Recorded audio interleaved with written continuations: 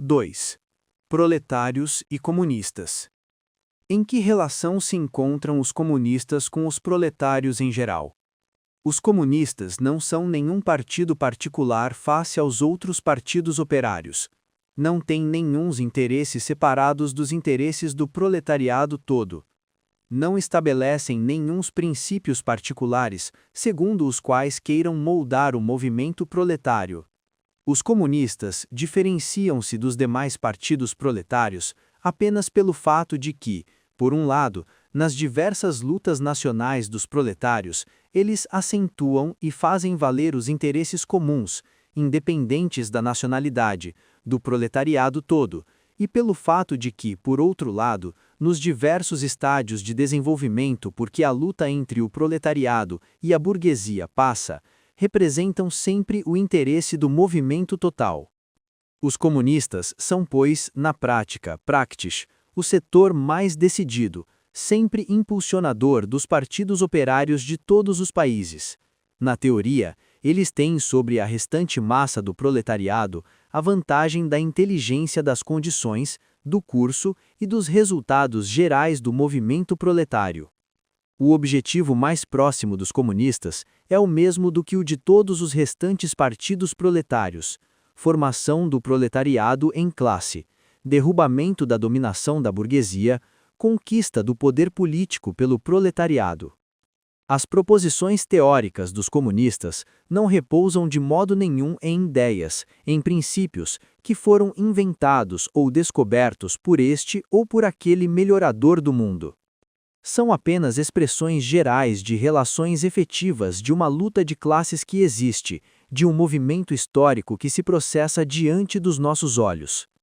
A abolição de relações de propriedade até aqui não é nada de peculiarmente característico do comunismo. Todas as relações de propriedade estiveram submetidas a uma constante mudança histórica, a uma constante transformação histórica. A Revolução Francesa, por exemplo, aboliu a propriedade feudal a favor da burguesa. O que distingue o comunismo não é a abolição da propriedade em geral, mas a abolição da propriedade burguesa. Mas a moderna propriedade privada burguesa é a expressão última e mais consumada da geração e apropriação dos produtos que repousam em os dois, oposições de classes, na exploração de umas, 3, pelas outras, 4. Neste sentido, os comunistas podem condensar a sua teoria em uma única expressão: supressão, Aufhebung, da propriedade privada. Tem-nos censurado, a nós comunistas, de que quereríamos abolir a propriedade adquirida pessoalmente, fruto do trabalho próprio, a propriedade que formaria a base de toda a liberdade, atividade e autonomia pessoais. Propriedade fruto do trabalho, conseguida, ganha pelo próprio. Falais da propriedade pequeno-burguesa, pequeno-camponesa que precedeu a propriedade burguesa? Não precisamos de a abolir. O desenvolvimento da indústria a aboliu e a abole diariamente. Ou falais da moderna propriedade privada burguesa? Mas será que o trabalho assalariado, o trabalho do proletário, lhe cria propriedade? De modo nenhum. Cria capital, e é a propriedade que explora o trabalho assalariado, que só pode multiplicar-se na condição de gerar novo trabalho assalariado para de novo o explorar. A propriedade, na sua figura odierna, move-se na oposição de capital e trabalho assalariado. Consideremos ambos os lados desta oposição. Ser capitalista significa ocupar na produção uma posição não só puramente pessoal, mas social. O capital é um produto comunitário e pode ser apenas posto em movimento por uma atividade comum de muitos membros, em última instância, apenas pela atividade comum de todos os membros da sociedade. O capital não é, portanto, um poder pessoal, é um poder social. Se, portanto, o capital é transformado em propriedade comunitária, pertencente a todos os membros da sociedade, a propriedade pessoal não se transforma em propriedade social. Só se transforma o caráter social da propriedade. Perde o seu caráter de classe. Vejamos agora o trabalho assalariado. O preço médio do trabalho assalariado é o mínimo do salário, e é a soma dos meios de vida que são necessários para manter vivo o operário como operário. Aquilo do que o operário se apropria por sua atividade chega apenas para gerar de novo a sua vida nua. De modo nenhum queremos abolir esta apropriação pessoal dos produtos de trabalho para a nova geração da vida imediata, uma apropriação que não deixa nenhum proveito neto que confira poder sobre trabalho alheio. Queremos suprimir apenas o caráter miserável desta apropriação, em que o operário só vive para multiplicar o capital, só vive na medida em que o exige o interesse da classe dominante. Na sociedade burguesa, o trabalho vivo é apenas um meio para multiplicar o trabalho acumulado.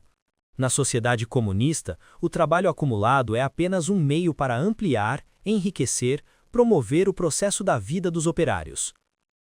Na sociedade burguesa, domina, portanto, o passado sobre o presente. Na comunista, o presente sobre o passado. Na sociedade burguesa, o capital é autônomo e pessoal, ao passo que o indivíduo ativo não é autônomo nem pessoal. E a supressão desta relação chama a burguesia supressão da personalidade e da liberdade, e com razão. Trata-se certamente da supressão da personalidade burguesa, da autonomia burguesa e da liberdade burguesa. Por liberdade, entende-se no interior das atuais relações de produção burguesas, o comércio livre, a compra e venda livres. Mas se cai o tráfico, cai também o tráfico livre. O palavreado acerca do livre tráfego, como todas as demais tiradas da nossa burguesia 5, sobre a liberdade, só tem em geral sentido face ao tráfico constrangido, face ao burguês subjugado da Idade Média, mas não face à supressão comunista do tráfico, das relações de produção burguesas e da própria burguesia. Horrorizai-vos por querermos suprimir a propriedade privada, mas na vossa sociedade existente, a propriedade privada está suprimida por 9/10 de seus membros. Ela existe precisamente pelo fato de não existir para 9/10 dos membros. Censurai-nos, portanto, por querermos suprimir uma propriedade que pressupõe como condição necessária que a imensa maioria da sociedade não possua propriedade. Numa palavra, censurai-nos por querermos suprimir a vossa propriedade. Certamente é isso mesmo que queremos. A partir do momento em que o trabalho já não possa ser transformado em capital, em dinheiro, em renda, em suma, num poder social monopolizável, a partir do momento em que a propriedade pessoal já não possa se converter em propriedade burguesa, a partir desse momento declarais que a pessoa é suprimida. Concedeis, por conseguinte, que por pessoa não entendeis mais ninguém a não ser o burguês, o proprietário burguês, e esta pessoa tem certamente de ser suprimida. O comunismo não tira a ninguém o poder de se apropriar de produtos sociais, tira apenas o poder de, por esta apropriação, subjugar a si trabalho alheio. Tem-se objetado que com a supressão da propriedade privada, cessaria toda a atividade e alastraria uma preguiça geral. De acordo com isso, a sociedade burguesa teria há muito de ter perecido de inércia, pois os que nela trabalham não ganham, e os que nela ganham não trabalham. Toda esta objeção vai dar a tautologia de que deixa de haver trabalho assalariado assim que deixar de haver capital. Todas as objeções dirigidas contra o modo de apropriação e produção comunista dos produtos materiais foram igualmente alargadas à apropriação e à produção dos produtos espirituais. Tal como para o burguês, o cessar da propriedade de classe é o cessar da própria produção, também para ele o cessar da cultura de classe é idêntico ao cessar da cultura em geral. A cultura, Bildung, que ele lamenta, é para a enorme maioria a formação, Heranbildung, para a máquina.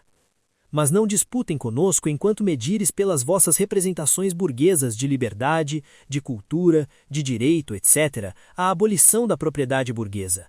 Vossas próprias ideias são produtos das relações de produção e propriedade burguesas, tal como o vosso direito é apenas a vontade de vossa classe elevada à lei, uma vontade cujo conteúdo está dado nas condições materiais de vida de vossa classe. A representação interesseira na qual transformais vossas relações de produção e propriedade em relações históricas transitórias no curso da produção, em leis eternas da natureza e da razão, partilhai-a com todas as classes dominantes já desaparecidas.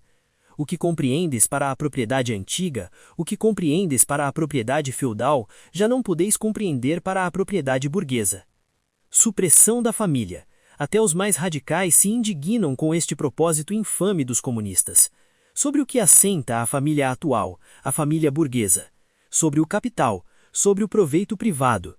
Completamente desenvolvida, ela só existe para a burguesia, mas ela encontra seu complemento na ausência forçada da família para os proletários e na prostituição pública. A família dos burgueses elimina-se naturalmente com o eliminar deste seu complemento, e ambos desaparecem com o desaparecer do capital. Censurai-nos por querermos suprimir a exploração das crianças pelos pais? Confessamos este crime. Mas, dizeis vós, nós suprimimos as relações mais íntimas ao pormos no lugar da educação doméstica a social. E não está também a vossa educação determinada pela sociedade? Pelas relações sociais em que educais, pela intromissão mais direta ou mais indireta da sociedade, por meio da escola, etc.? Os comunistas não inventam o efeito da sociedade sobre a educação, apenas transformam o seu caráter, arrancam a educação à influência da classe dominante. O palavreado burguês acerca da família e da educação, acerca da relação íntima de pais e filhos, torna-se tanto mais repugnante quanto mais, em consequência da grande indústria, todos os laços de família dos proletários são rasgados e os seus filhos transformados em simples artigos de comércio e instrumentos de trabalho. Mas vós, comunistas, quereis introduzir a comunidade das mulheres, grita-nos toda a burguesia em coro. O burguês vê na mulher um mero instrumento de produção. Ouve dizer que os instrumentos de produção devem ser explorados comunitariamente e, naturalmente, não pode pensar senão que a comunidade virá igualmente a ser o destino das mulheres. Não suspeita que se trata precisamente de suprimir a posição das mulheres como meros instrumentos de produção. De resto, não há nada mais ridículo do que a moralíssima indignação dos nossos burgueses acerca da pretensa comunidade oficial de mulheres dos comunistas. Os comunistas não precisam de introduzir a comunidade de mulheres. Ela existiu quase sempre. Os nossos burgueses, não contentes com o facto de que as mulheres e as filhas dos seus proletários estão à sua disposição, para nem sequer falar da prostituição oficial, acham um prazer capital em seduzir as esposas uns dos outros. O casamento burguês é na realidade a comunidade das esposas, quando muito poder-se-ia censurar aos comunistas quererem introduzir uma comunidade de mulheres franca, oficial, onde há uma hipocritamente escondida. É de resto evidente que com a supressão das relações de produção atuais, desaparece também a comunidade de mulheres que dela decorre, ou seja, a prostituição oficial e não oficial. Aos comunistas tem além disso sido censurado que querem abolir a pátria, a nacionalidade. Os operários não têm pátria. Não se lhes pode tirar o que não têm. Na medida em que o proletariado tem primeiro de conquistar para si a dominação política, de se elevar a classe nacional, de se constituir a si próprio como nação, ele próprio ainda é nacional, mas de modo nenhum no sentido da burguesia. Os isolamentos e as oposições nacionais dos povos vão desaparecendo já cada vez mais com o desenvolvimento da burguesia, com a liberdade de comércio, com o mercado mundial, com as relações de vida que lhe correspondem. A dominação do proletariado fala-os a desaparecer ainda mais. A unidade de ação, pelo menos dos países civilizados, é uma das primeiras condições da sua libertação. À medida que é suprimida a exploração de um indivíduo por outro, é suprimida a exploração de uma nação por outra. Com a oposição das classes no interior da nação, cai a posição hostil das nações entre si. As acusações contra o comunismo que são levantadas sobretudo a partir de pontos de vista religiosos, filosóficos e ideológicos não merecem discussão pormenorizada. Será preciso uma inteligência profunda para compreender que com as relações de vida dos homens, com as suas ligações sociais, com a sua existência social, mudam também as suas representações, intuições e conceitos. Numa palavra, muda também a sua consciência? Que prova a história das ideias, senão que a produção espiritual se reconfigura com a da material? As ideias dominantes de um tempo foram sempre apenas as ideias da classe dominante. Fala-se de ideias que revolucionam uma sociedade inteira. Com isto exprime-se apenas o facto de que no seio da velha sociedade se formaram os elementos de uma nova, de que a dissolução das velhas ideias acompanha a dissolução das velhas relações de vida. Quando o mundo antigo estava em declínio, as religiões antigas foram vencidas pela religião cristã. Quando as ideias cristãs sucumbiram no século XVIII às ideias das luzes, a sociedade feudal travava sua luta de morte com a burguesia então revolucionária. As ideias de liberdade de consciência e de religião exprimiam apenas, no domínio do saber, a dominação da livre concorrência. Mas, dirão, as ideias religiosas, morais, filosóficas, políticas, jurídicas, etc., modificaram-se certamente no decurso do desenvolvimento histórico. A religião, a moral, a filosofia, a política, o direito mantiveram-se sempre nesta mudança. Além disso, existem verdades eternas, como liberdade, justiça, etc., que são comuns a todos os estádios sociais. Mas o comunismo abole as verdades eternas, abole a religião, a moral, em vez de as configurar de novo, contradiz, portanto, todos os desenvolvimentos históricos até aqui. A que se reduz esta acusação? A história de toda a sociedade até aqui moveu-se em oposições de classes, as quais, nas diversas épocas, foram diversamente configuradas. Mas fosse qual fosse a forma assumida, a exploração de uma parte da sociedade pela outra é um fato comum a todos os séculos passados. Não é de admirar por isso que a consciência social de todos os séculos, a despeito de toda a multiplicidade e diversidade, se mova em certas formas comuns, em formas de consciência que só se dissolvem completamente com o desaparecimento total da oposição de classes. A Revolução Comunista é a ruptura mais radical com as relações de propriedade legadas. Não admira que no curso de seu desenvolvimento se rompa da maneira mais radical com as ideias legadas. Deixemos, contudo, as objeções da burguesia contra o comunismo. Já antes vimos que o primeiro passo na Revolução Operária é a elevação do proletariado à classe dominante, a conquista da democracia pela luta. O proletariado usará sua dominação política para arrancar de pouco a pouco todo o capital à burguesia, para centralizar todos os instrumentos de produção na mão do Estado, isso é, do proletariado organizado como classe dominante, e para multiplicar o mais rapidamente possível a massa das forças de produção. Naturalmente, isso só pode primeiro acontecer por meio de intervenções despóticas no direito de propriedade e nas relações de produção burguesas, através de medidas, portanto, que economicamente parecem insuficientes e insustentáveis, mas que no decurso do movimento levam para além de si mesmas e são inevitáveis como meios de revolucionamento de todo o modo de produção. Estas medidas serão naturalmente diversas consoante os diversos países. Para os países mais avançados, contudo, poderão ser aplicadas de um modo bastante geral as seguintes: expropriação da propriedade fundiária e emprego das rendas fundiárias para despesas do Estado. Pesado imposto progressivo. Abolição do direito de herança. Confiscação da propriedade de todos os emigrantes e rebeldes. Centralização do crédito nas mãos do Estado, através de um banco nacional com capital de Estado e monopólio exclusivo. Centralização do sistema de transportes nas mãos do Estado. Multiplicação das fábricas nacionais, dos instrumentos de produção, arroteamento e melhoramento dos terrenos de acordo com um plano comunitário. Obrigatoriedade do trabalho para todos, instituição de exércitos industriais, em especial para a agricultura. Unificação da exploração da agricultura e da indústria, atuação com vistas à eliminação gradual da diferença entre cidade e campo. Educação pública e gratuita de todas as crianças, eliminação do trabalho das crianças nas fábricas na sua forma odierna, unificação da educação com a produção material, etc. Desaparecidas no curso de desenvolvimento as diferenças de classes e centrada toda a produção nas mãos dos indivíduos associados, o poder público perde o caráter político. Em sentido próprio, o poder político é o poder organizado de uma classe para a opressão de outra. Se o proletariado na luta contra a burguesia necessariamente se unifica em classe, por uma revolução se faz classe dominante, e como classe dominante suprime violentamente as velhas relações de produção, então suprime juntamente com estas relações de produção as condições de existência da oposição de classes, as classes em geral, e com isto a sua própria dominação como classe.